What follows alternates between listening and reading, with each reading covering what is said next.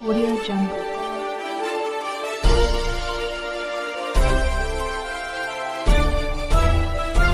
Audio Jungle.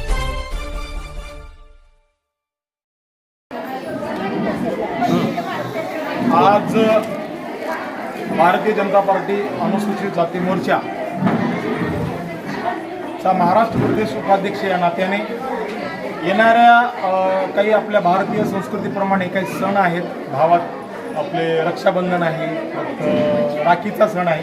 त्यानिमित्ताने माझ्या सगळ्या बहिणीवाला मी माझ्या शाळेवरती बोलवून त्यांना एक ओवाळणी भावाची बहिणीला भेट म्हणून एक छोटासा कार्यक्रम या ठिकाणी केलेला आहे.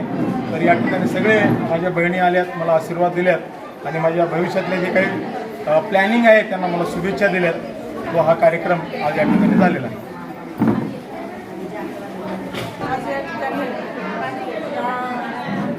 दादा आणि गायकवाड यांच्या वतीने रक्षाबंधन आणि नागपंचमी या सणाच्या निमित्ताने बहिणीसाठी एक प्रेमाची भेट द्यावी म्हणून सर्वांना त्यांनी एकत्रित करून एक साडीचा उपहार देऊन त्यांनी आम्हा बहिणींना सर्वांना त्यांनी एक आम्हाला त्यांच्या बंधनात ओवले केलेलं आहे.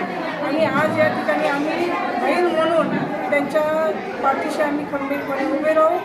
त्यांना आशीर्वादाच्या रूपाने असेल, सहकार्याच्या रूपाने असेल, आम्ही त्यांच्या पाठीशी सतत कायम राहू. धन्यवाद.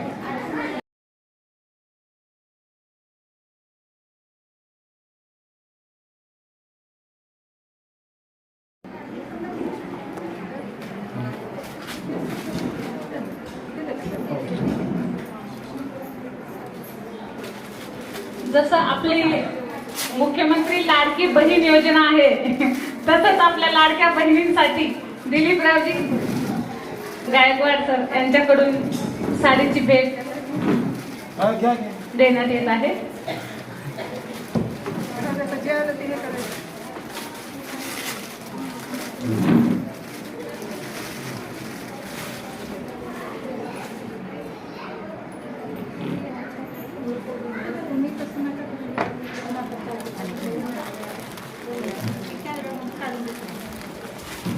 भांडण केलं मला पुण्यामध्ये. मी काय बोलले, तुम्ही मला बोलला गेला मी जुनी कार्यकर्ती आहे, तर ते थोडं थांबा, मला वेळ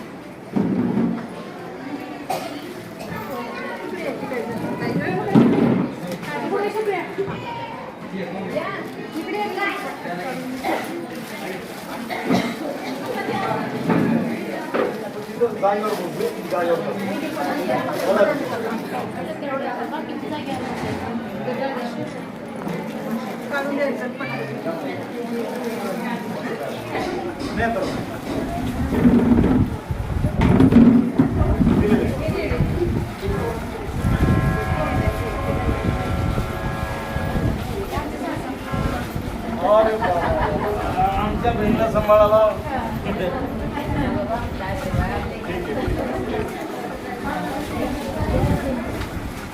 ये ताई घेऊन आलो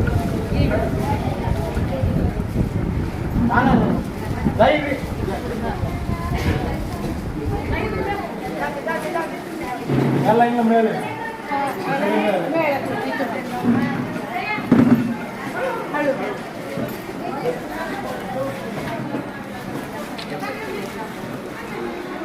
देऊन टाकतो तुम्ही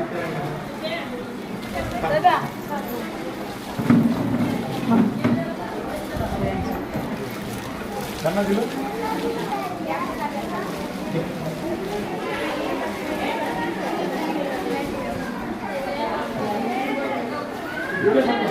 आज एवढी मोठी भयानक परिस्थिती आपल्या देशाची, मग त्या परिस्थितीमध्ये आमचं एक स्वप्न होतं की आई वडिलांना आपण गरिबीत जरी जन्माला आलो तर गरिबीत मरायचं नाही. आई वडील जे कष्ट केलेत त्यांचं काहीतरी तीच करायचं. म्हणून आम्ही त्या मालकाला सांगितलं, सर हम लोग इंजीनियर है मगर काम नहीं मिला इसके लिए मजुरी काम करे. मग त्यानं मला ऑफिसमध्ये कामाला लावलं. मग त्या ऑफिसमध्ये कामाला लावल्याच्या नंतर मला हळूहळू त्या क्षेत्राचं नॉलेज यायला लागलं. नॉलेज येत असताना करत असताना त्यांनी माझी पगार वाढवली. का वाढवली? की सकाळी 7 वाजता कामाला गेल्यामुळे माझी पगार वाढवली. मला तेव्हा 700 रुपये होते, तर डायरेक्ट मला 2000 रुपये केले त्या दिवशी. मग हळूहळू मला त्याचं नॉलेज यायला लागलं. 2 पैसे मी कमवायला लागलो. मग असंच मला एक छोटं टेंडर मिळालं. जे काम एका महिन्यामध्ये व्हायचं मी फक्त 15 दिवसामध्ये केलं. मला 36-35 लाख हजार रुपये तेव्हा त्या काळात मिळाले. तेव्हा मग मला गावची आठवण आली की अरे आपली लहान लहान बहिणी आहे, ही आमची आशाताई आहे, ही सुलोचना, यांचं लग्न सुद्धा झालं. ते फळक्यावर राहायचे. मग दादा, आता समजा आम्ही दिवाळीला आलं की दादा आम्हाला काहीतरी घेऊन येणार, आम्हाला काहीतरी घेऊन येणार. यांना ड्रेस, मग साडी, मग टिकल्या, काय पण घेऊन यायचं यांना. हे नदीवर दिवायला जाऊन इळभर बोलत बसायचे, दादा मला हे आणणार, दादा मला. तेव्हा गरीबी परिस्थिती. एक साडी, एक ड्रेस म्हणजे वर्षाला कधी तर मिळायचं. तुम्हाला याच्यातलं काही लोकांना माहिती असेल, अनुभव पण असेल. तर हे आमच्या बहिणी आहेत, आम्हाला लहानपणापासून सपोर्ट करतात, आशीर्वाद देतात. दिवाळीला यांना मग जे काही करायचं. मग असं करत मला समाजसेवेची ओढ लागली. हे आपण आता वरच्यावर माझं काम वाढायला लागलं. मला हजाराहून लाखामध्ये पैसे मिळायला लागले, लाखाहून करोडोमध्ये मला बेनिफिट, फायदा व्हायला लागला. मग आपण काहीतरी समाजामध्ये केलं पाहिजे. बघा ताई, कुण्या जातीत जन्माला यावं, कुण्या धर्मात जन्माला यावं, कुण्या आईच्या पोटी जन्माला यावं, हे तुमच्या आमच्या हातामध्ये नसतं. परंतु ज्या आईच्या पोटी आपण जन्माला आलो, ज्या मातृभूमीत आपण जन्माला आलो, त्याचं काहीतरी कल्याण केलं पाहिजे.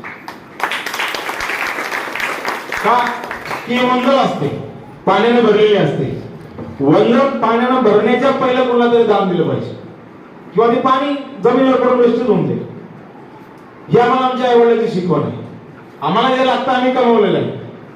सुंदर घर आहे, शाळा आहे, बिझनेस आहे. माझी मोठी मुलगी MBBS करते, 1-2 वर्षात ती डॉक्टर होईल. मुलगा MBA करतोय. तर परमेश्वरानं आमच्या कष्टाने, इमानदारीनं सगळं काही व्यवस्थित आहे. तर म्हणलं आपण आता सामाजिक क्षेत्रामध्ये काम केलं पाहिजे. तर सामाजिक क्षेत्रामध्ये काम करायचं सगळ्यात गरजेचं काय, तर शिक्षण. शिक्षणाशिवाय आपण पुढे जाऊ शकत नाही. ताई, भले नोकरी मिळो अगर न मिळो, शिक्षण तर आपल्याला बेसिक नॉलेज असलं पाहिजे. का की आपण जेव्हा काम करण्यासाठी मुंबई, पुणे किंवा बाहेर गावी जातो, तेव्हा कोण काय बोललेलं आहे किंवा कोणाचा व्यवहार कसा आहे ते समजलं जातं. कष्ट तर पाहिजेच पाहिजे. 2 गोष्टी, कष्ट आणि इमानदारी, 2 जर गोष्टी कुठल्याही क्षेत्रामध्ये तुमच्याकडे असतील तर तुम्ही टॉपवर जाऊ शकता. कुणाला पाठीमागे राहायची गरज नाही. आज आम्ही भारत माता की जय, नारी शक्ती, नारी शक्ती. दादा तुम आगे बढ़ो, हम तुम्हारे साथ हैं. दादा तुम आगे बढ़ो, हम तुम्हारे साथ हैं.